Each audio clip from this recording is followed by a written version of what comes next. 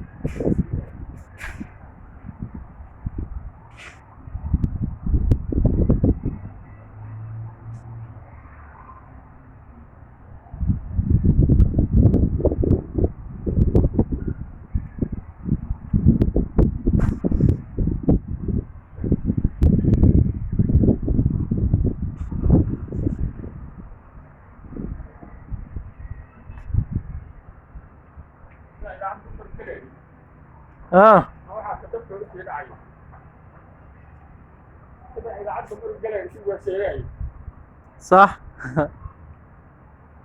واحد ده كنت معانا